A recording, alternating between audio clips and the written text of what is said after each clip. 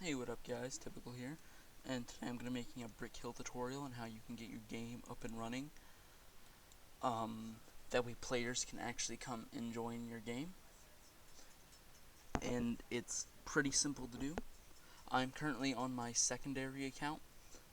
I have another account which it's under the name Chillface with a space, so I got a semi-rare name. And I just recently created this account, lua.js, and I recently just published this game. No checkpoints, all be 50 stages. There's only 2 stages because I'm still working on it. And I'm just going to be teaching you how you can get your game up and running because it's really complicated, such as this. Hosting from the legacy server has been disabled. You can now only host using no-till server. Instructions to download are available here. And this is where we're going to go. This will bring you to the documentation. And it uses JavaScript for the programming, because unlike something like Roblox where you have the full editor, you actually code things outside of the editor, and if you want to get a server up and running, you also do that outside of the editor. The editor is basically just a building tool. You can script inside of the editor, but you can't just run a basic script. You can only run a script when it's attached to a part or a brick. So it's better, because if you look in the screenshots right here, it shows user scripts. You place all your scripts in there. So pretty much what we have to do first is you need to get node.js.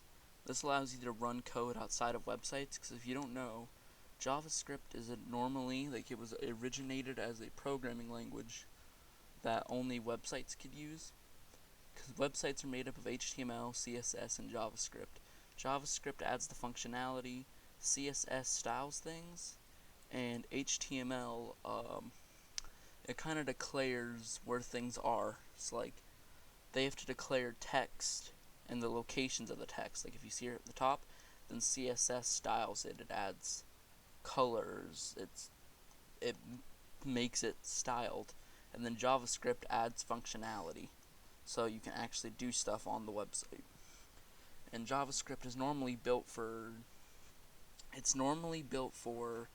computers.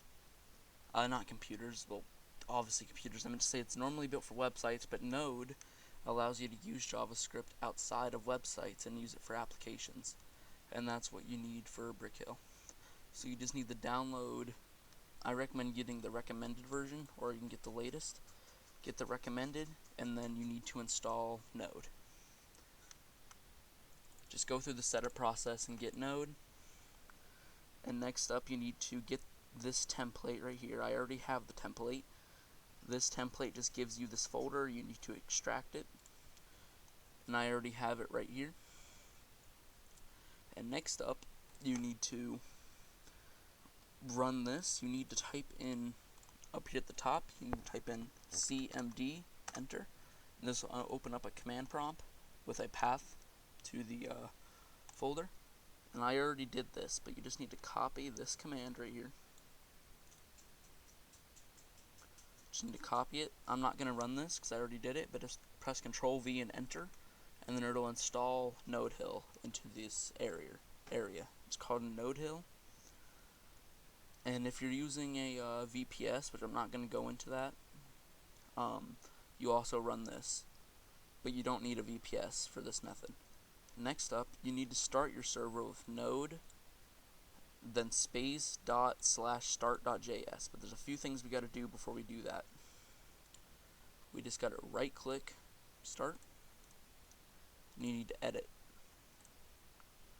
And it opened up in Notepad, which is not my preferred editor, but and now you need to get your game ID, which is right here. And in order to get your ID, I'm going to open up a new tab, go to Brick Hill again.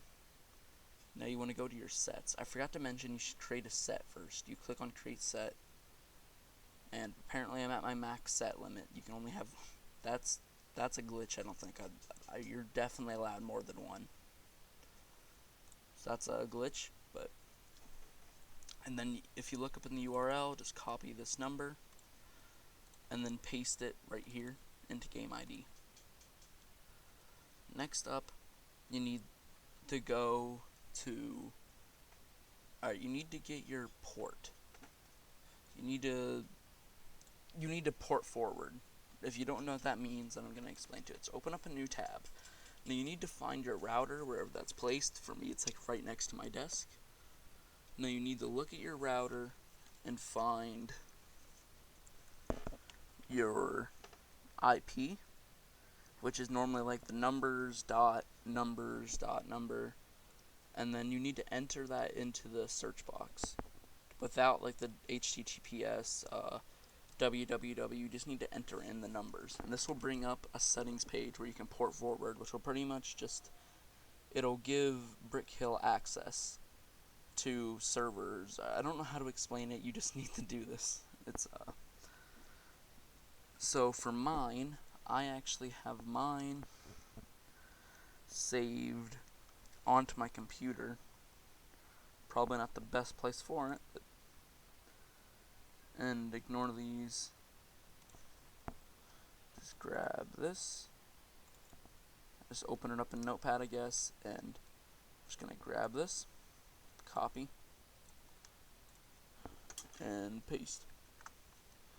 And don't worry, the only reason I'm showing this is because I know none of you can actually access this, because it will pop up, but there's going to be some things that you cannot access, such as passwords and stuff, because there's more stuff that's on my box that I do not have to show you, which is on my router, I mean.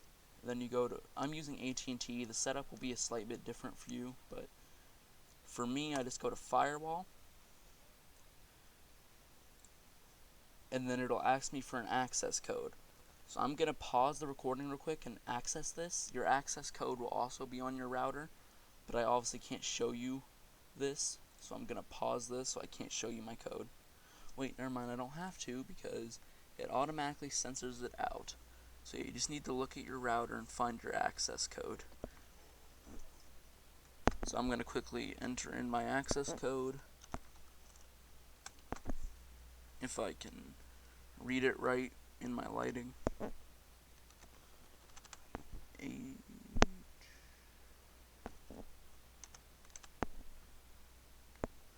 Almost done, and there we go. And once you do that, you are now in. Now you need to go to Custom Services. Again, this is on AT&T. It might be a slight bit different. And now you need to enter in a service name. This really does not matter. For me, I just put Brick Hill because I never come to this site ever. I only use it for Brick Hill, so I just put in Brick Hill. And the global port range is, you can put in a custom one, or you can put in the default, which you can actually find right here. So you really don't have to change it. Just copy this and then paste it, and just paste it here too if you want. Just paste it right there. This is the default one. You can use a custom one too, but if you use a custom one, you also gotta change this right here, because this is basically how you tell it what game to run. Like how we got the game ID up here. Yeah, we have to kind of configure this. So now that we got the port, using the default port, you just click add, but I already have it. I'm just gonna call it Brick Hill 2 for tutorial purposes. Add. And right here it'll pop up right here, but I don't need it, so I'm gonna delete it. And then you're almost done. Now we have one more thing to do. We need, for me, this is actually commented out. Whenever you open this up for the first time, it'll look like this. It'll look exactly like this, which you don't mean. This means it's commented out, which means the server is going to skip over this, because this is our map. Because in the coding of it, I'm not going to go into the coding of it, but there's places called maps, which are basically the levels, and in the coding, whenever you actually get into coding it, you have the options to switch between different levels, and these are called your maps, and these are called .brk files, .brick files. So this is the pathway. So you need to make sure this is not commented out first of all, and get rid of this little dash right here, and just comment this out instead. Otherwise you'll get an error, and there you go. So we need to actually get our map file. And the way you do that is you just click on Edit, Launch Workshop, and then you open, actually no, you don't open Project if you're starting out. Now you need to go up here, up the top left, and click Save. And it'll bring us to Save As, go to the template, go to Maps, and I already have one here, so I don't need to do this. But you just need to give it a file name, so like, I'll just type in random characters and save. So now it is saved as that, and then you can make changes. And then all you gotta do is you gotta press the same button that you pressed, the save button, and this will save the changes to that file. And now, that's pretty much Gucci. You're done there. So, yeah, you have 2 map files. And on the notepad, all you're doing is you're just setting the pathway to the file. So I have my main file for my game under the name obby.brk .brick file. So I created a pathway to obby.prk, and this is automatically filled in for you. It already says like ./maps/ blank. It'll say like blank.brk or something like that, or like template.brk. Just replace this with what you want, with the name of your brick file. And then that's pretty simple. So now that you got that, you gotta click on File, Save. This will save all the changes that you did to this file and close it. And now we are almost done. Now come up here, type command. This will open up a command prompt. You gotta press node space period /start.js, and this will run the start.js file that we just edited. And boom, it now is running our server. Now you need to make sure you keep this prompt open, because when this prompt gets closes, this command.exe gets closed, your server also closes down. So you have to kind of keep this open and let it run idly in the background on your computer. But now the server is now running. So if I go to the game, refresh, the server can now be joined.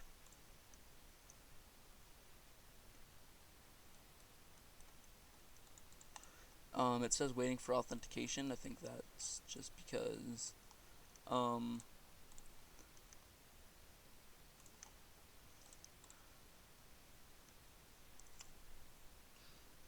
yeah, I'm just going to quickly show you. Actually, I want to show you something else before I start this. Is whenever you click on edit, it'll automatically open up a blank. Like it won't. Do you want to recover? No. So you want to open project and then navigate to your map. So if you want to edit your file, so that way it'll load a different game, you press obby. You just press the file that you want to edit. In this case, this one for the tutorial.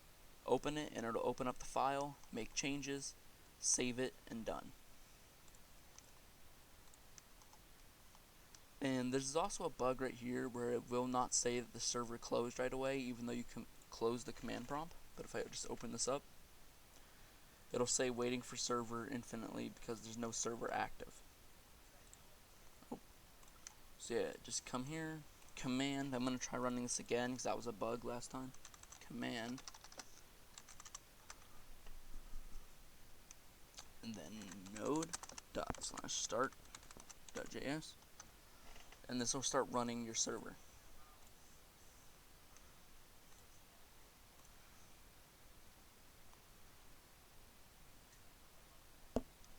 I think I launched it too soon, so let me just refresh. There you go. You are now in, and I loaded my obby file. So there's not much else here, because this is going to be a 50-stage obby, but there's nothing here yet. Just 2 stages. I'm still working on it. So all I have to do is just update my, I just have to click on edit and then update my BRK file. And then if I ever want to close down the server, oh, it also gives you statistics right here, who joins, who left. It also tells you if they're an admin. It also gives you their ID. And it also tells you the position of which they joined the game. So my network ID is 1 because I was the first player in. And then when I close it down, my server will close down, but it won't update instantly. But if you try to join, it'll say no server found. Waiting for server, it'll never find a server. So yeah, that's pretty much it. Except I want to quickly go over scripts. It uses JavaScript, so what's actually going on here is you should open up. I use Visual Studio Code, but you can use whatever you want. You now open this up, go to File, Open Folder. Then you click on User Scripts, select folder, and now if you want to add a new script, just type in script name.js, and this will create scripts right here, and you can toggle between them, close windows, open them, and you just write all your code right here. So right here, this is some code that just tells you how many stages in the game, called message.js. You just go to File, Save, and if you make any changes, you got to shut down the server and then relaunch it. So you got to close your command prompt and relaunch it.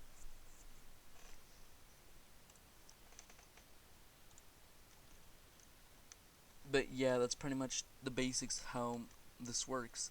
And coding is, you gotta look at the documentation here, how to code. Everything is here on the documentation. So maybe you want to create a bot.